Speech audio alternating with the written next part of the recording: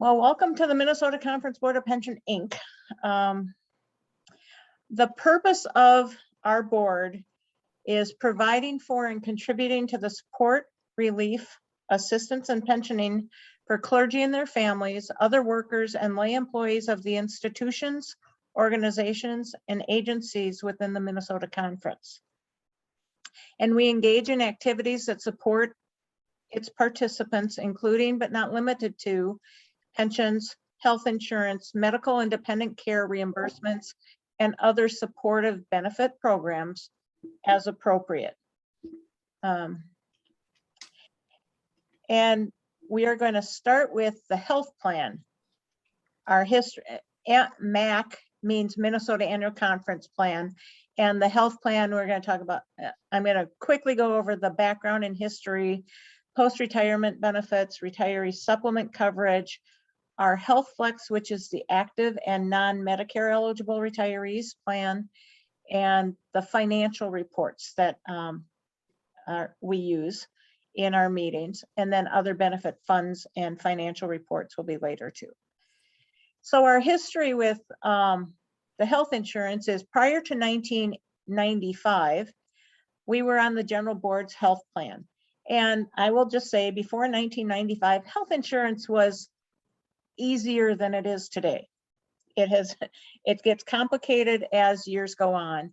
From 1995 through 2017, the Minnesota Conference had a self-insured plan.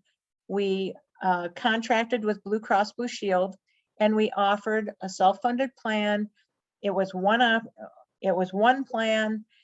You either took single coverage or family coverage. There were no other options other than that.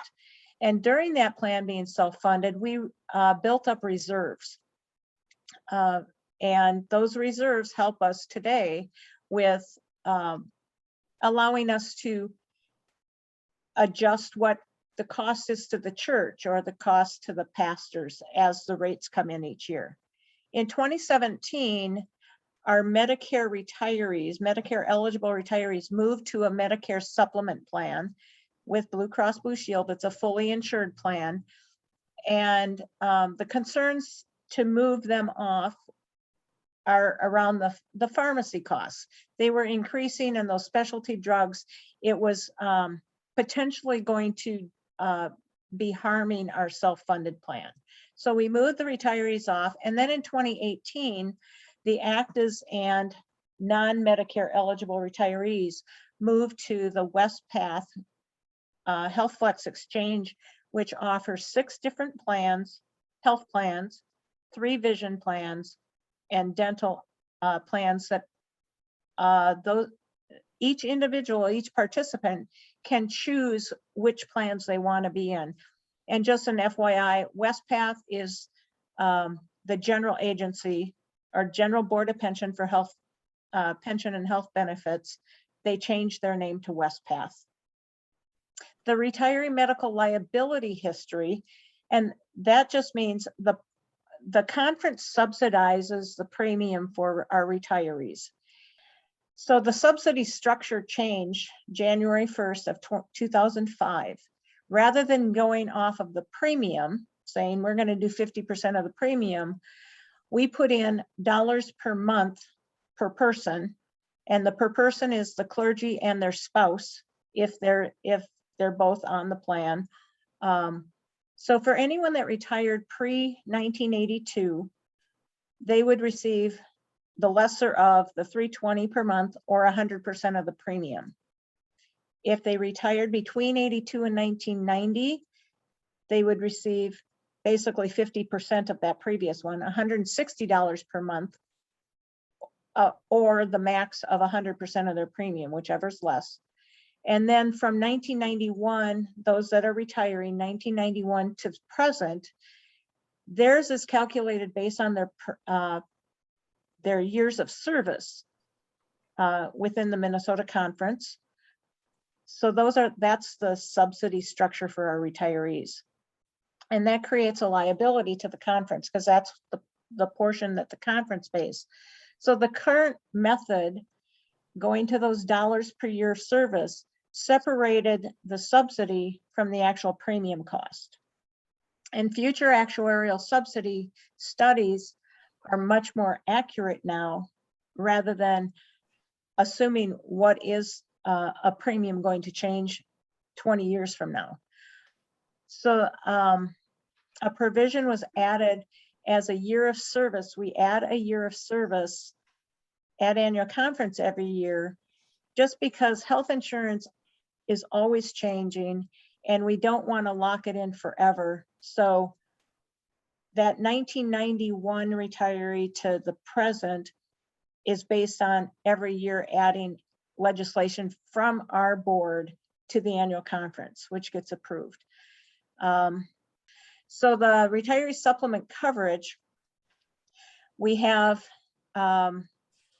we work with Blue Cross Blue Shield. From January of 2017 through 2018, those that lived in Minnesota were on the Platinum Blue plan. Those that lived outside of Minnesota were on a Senior Gold plan. They all had the same prescription drug plan. January of 2019, everyone moved to the group plan N for their medical coverage and stayed with the same drug plan. And in 2024, the Medicare Advantage plan was added to the group, and the subsidy structure applies there too. Our active, so non-retired or retired under age 65, not Medicare eligible, are on the Health Flex plan. There are 6 different health insurance options. 3 of them have health savings accounts. 2 of them have health reimbursements accounts, and 1 is a PPO, the B1000. And the Conference Board of Pension, when we went to this, chose the C2000 as our default plan. So if a clergy gets appointed, a new clergy gets appointed and doesn't make a choice, they're going to get enrolled into the C2000. It was the most similar plan to our previous self-funded plan. And each of the plans have, depending on what they are, the health savings accounts, the different levels, put money, the plan puts money into a health savings account, or in the HRA plans, the plan puts some funds into a health reimbursement account so that the participants have funds to pay some of the out-of-pocket costs. The Health Flex plan also offers 3 different dental plan choices. So it would be a Cigna network dentist to use. And then there are 3 different vision options through VSP. One is just an exam only. It has no premium cost. And then there's a full service vision and a premier vision. They each have different benefits that they can choose from. Each year we make this chart for the churches and clergy to get an idea of what their breakdown is for monthly and yearly payments for health insurance. It's on our benefits website, and we also make one for lay folks too. Now you can see the chart is split into 3 tiers on the left-hand side: single, participant plus 1, and the family. Then moving to the right, you'll see each of the 6 plans and their full premium rate for a month. Now the blue columns are credits. The church pays a portion, and pension reserves also pay a portion. And what's left is the clergy share. Now over on the right-hand side, you'll see the numbers multiplied out for the full year. Let's go back to the middle. Check out the clergy share column. Since the default plan is the C2000, that's the one in bold letters and numbers, the clergy share has been meant to be about 10% of the premium over the course of time. And that carried through from when HealthFlex first began. And you can see that's about right for the amounts listed here. Now one more thing, you'll notice some of the items in the clergy share column are 0. This means the credit is more than the premium, and there's leftover money to use. Folks can use that extra money on the dental or vision plans, Or if there's leftover from that, the remainder will go into their health spending accounts to be used for deductibles, prescriptions, or other things. We've got the 3 dental plans, and for single participant plus 1 and family, here are those rates, which any excess premium credit can be used to pay for these premiums. Anything above the premium credit would be a payroll deduction from the participant's salary, payroll. And then we collect that directly from the church. So it's a payroll deduction. We collect the church share and the participant share at the same time from the church's bank account. And then HealthFlex has an annual election, and it's the first part of November, but going up to that annual election, there's an Alex decision tool that is this little cartoon character guy that you enter in how are you connected to the conference and answer some questions about, you know, how many prescriptions do you have? How often do you go to the doctor? Do you expect any surgeries or something? And then Alex kind of calculates, okay, here's a couple of plans that might work best for you financially. And so then in November, participants will make their election. December, that's all uploaded to the different vendors. I get what's their election. And then Linda and I make lots of changes into our systems so that January, we've got the billing to the churches. We've communicated to the churches what the new payroll deductions are and move forward from there. So as far as the health insurance, some of the reports are split by subgroup. So we have the W0 group, which are the active clergy. W1 are active lay employees. W2 are the retirees over 65 with Medicare. And then W4 are the retirees under 65. So they would not have Medicare yet. So this report is basically taking what are we billing, who is paying the bill, and then at the bottom, the expenses of that. So if you'll look here first for what's the time frame. It's year to date. Then we have the different groups, subgroups. The active clergy is in this column. The lay employees are this column. The retirees over 65, retirees under 65, and then totals. And then this last column is HealthFlex only. HealthFlex only includes the active clergy, the lay employees, and the W4 retirees under 65. So those are the 3 that are under HealthFlex. The retirees with Medicare are on the Blue Cross Blue Shield retiree supplement plans. So we've got medical, dental, vision, health plan contributions. So this is the amount that if they've chosen a plan that's cheaper than the premium credit, they still get those funds, and those and they get billed as health plan contributions. And then down here, this next, the build funding, the church share goes into this first part. So the churches are paying a significant amount of the premiums. And then the HealthFlex reserves that were, you know, when we set the premiums, we said we'll pay reserves. And then the retiree medical reserves are in these 2 lines for that retiree subsidy, the $4 per year of service, or that I talked about earlier. And then down below, we've got the HealthFlex bills for the year, the Blue Cross Blue Shield bills. So we're paying out to offer coverage. That's how much it's costing. And then we've got some wellness programs, other costs, postage, those kinds of things that get added. And the benefit office is compensation is not part of the apportioned budget.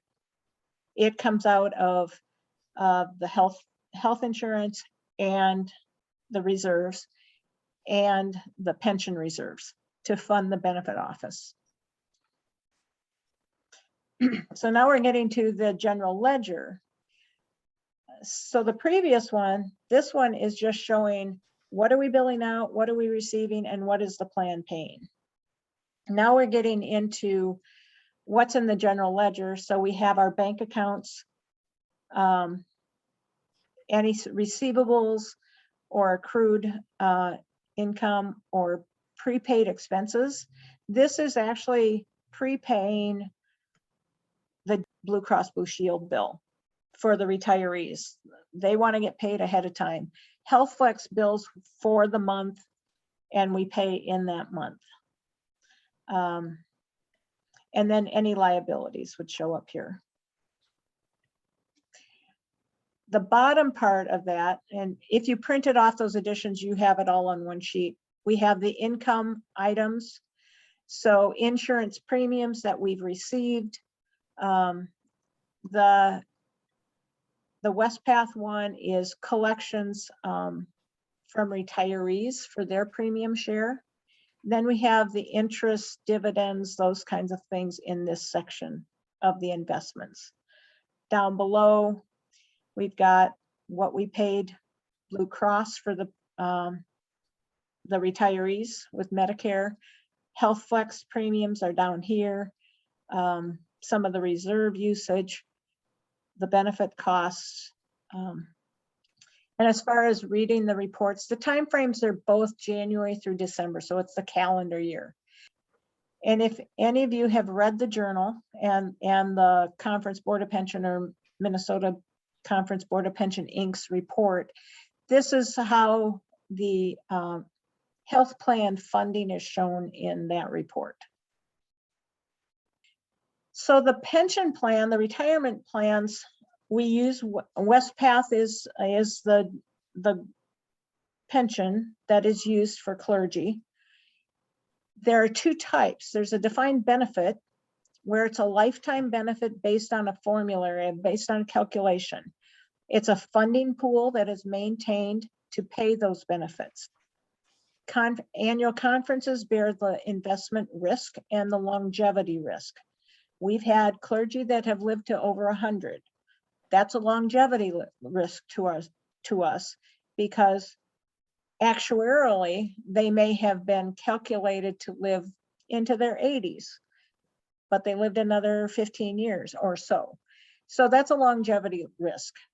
Annual conferences must prudently plan to fund those future benefits. We need to make sure we have those funds available. And then the defined benefit, it's a lifetime benefit and it's a predictable income. And the defined benefit is a clergy and their spouse's longevity. I will say some spouses live a very long time.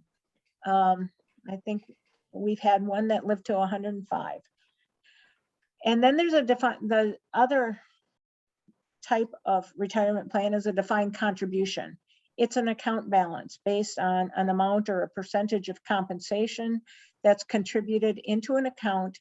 And then that account, is in the market, it's earning, it's losing, depending on how the market operates during that time. The account is maintained for the participant and invested that way. Participants bear the investment risk on a defined contribution plan. They bear the longevity risk, inflation risk. All of those things are on the participant. The participant must be prudent in managing the distribution too. So they can't, let's go buy a boat or something. And then 10 years down the road, maybe we should have kept those funds invested. And then the account is, it's more flexible. So if they do have a year where they have a little more expense or something, they can take out more money. The defined benefit, it's a set amount based on the calculation. There is a cost of living increase each year for the defined benefit plan. So the pension plan history, I think I mentioned pre-82 before. So basically it's the pension plan that was in effect prior to 1982. 1982, they made a change and changed to the Ministerial Pension Plan, MPP. It was a defined contribution going in. So it was a set dollar amount going into an account, but then at retirement, that account is set up as an annuity, a monthly payment for the rest of their life and their spouse's life. And at first it was 100% annuitized. It's now changed to 65%. And if general conference happens sometime, there is legislation to have them have an option where they wouldn't have to annuitize it. And then in 2007, the Clergy Retirement Security Plan, CRISP, came in. It has a defined benefit and a defined contribution component. The liability to the conference is just the defined benefit. Again, the defined contribution, that's the participant's liability. And then in 2014, they modified the CRSP. They lowered a piece of the calculation of the defined benefit and added a matching component. So if a pastor or puts in 1% into the United Methodist Personal Investment Plan, then there's a matching of 1%. There's also an automatic 2% contribution from the church as part of the modified. So that's just kind of a quick history. So as far as a pension liability, the tails are very long for those liabilities. So the green is the pre-82. So these people, that plan ended or froze in 1982, but we still have people that still have service. So they're gonna, once they retire, they could live another 30 years. So that tail hangs out a long time. And then we've got the MPP that are currently being paid their annuities, but we've got lots of people who haven't started their annuities. That's the light blue. CRISP, the dark orange, that's the 2007 start. Then the light orange is the 2014. So those liability tails go out a very, very long way. And that's one thing that the Conference Board of Pension has to deal with. We have to have those funds for those liabilities. In that packet were the abbreviations. So CAC is the conference average compensation. I'll let you, so it's just the Minnesota clergy that are calculated into that average compensation. And compensation is salary and housing. And if a pastor is in a parsonage for their housing, the housing value for a parsonage is 25% of their salary. So there's, it's grossed up a bit. And if they receive a housing allowance, it's just salary plus housing. The denominational average compensation are the US clergy across the country. Across the US, it includes bishops, district superintendents, and clergy serving at general agencies and other appointments. So it's a broader national average. Clergy Retirement Security Program, that's the current pension plan. The CPP, it's the Comprehensive Protection Plan. It's a death and disability plan for the clergy. And there is a death benefit that they may be eligible for in retirement. There are some rules around that. It's also much more than a death and disability plan because it also provides a death benefit on the spouse, a death benefit on a dependent child under 18, if something were to happen, or if the clergy dies, there is benefit to the spouse, there's survivor benefits to the spouse and dependent children. So it's a very comprehensive, just what's in the word, plan for assisting when tragedy happens, I'll say it that way. Ministerial pension plan was the plan from 82 through 2006, and pre-82 pension plan. Now we're getting into the valuations. These are reports that come from Westpath around our pension plans and how funded we are, or what do we owe. So for the clergy retirement security defined benefit component, at the end of 2020, for our clergy in Minnesota, we needed to pay in $1.1 million for their service that year. And we always get the amount. So we got the amount for 2022 in the fall of 2021. So we have enough time to plan what's that cost going to be. It's just a timing thing. That's why these things are 1/1 of 19 for 2021 contributions. They're using 1/1 of 2019's assets and participant counts to come up with what's the bill for the end of 2021, or 1/1 of 2020 for 2022.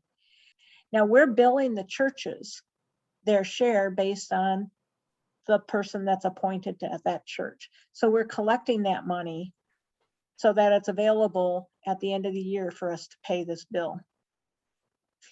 The ministerial pension plan annuities, they basically tell us whether or not we're funded, if we have anything that's due. And then they have, in evaluation, they're assuming interest earnings. The CRISP one is at 7%, but because this ministerial pension plan is an older plan, they're reducing the amount that's in the market. So their assumed interest is adjusting. So those are some things to look at when we're looking at some of this information. The pre-82 plan, at annual conference, there's legislation that sets the past service rate. And that past service rate for some of our clergy is used, so it's $780 per year of service in the pre-82 plan. That's how one of the calculations is done. I won't get into the rest of it. Again, the discount rate, that's the interest, that's assuming they are ratcheting down pre-82 because it's coming down to everyone should be retiring soon. So they don't want to have the assets in the stock market as much for volatility. And the valuation items that things that impact those results, asset performance, there's an assumed performance. If we're above that, it helps us. If we're below it, if the actual came in below, that causes a loss in our valuation. And it's, we know that the market isn't flat and isn't always going to come in at a 6 or 7%. Census data, how many of those retirees that were in the pre-82 plan have passed away or are living to 105? That's another piece. The longevity. Discount rate is, it affects, the current interest rates cause havoc on the discount rate because they're so low. If we went on a market rate, a market value, a 4% versus a 7% is a huge difference in how the liability would look. Mortality tables, they do change over time. A few years back, the tables came back and all of a sudden there was a jump because people were living 3 or 4 years longer than the previous mortality table. And then the type of valuation can impact the results.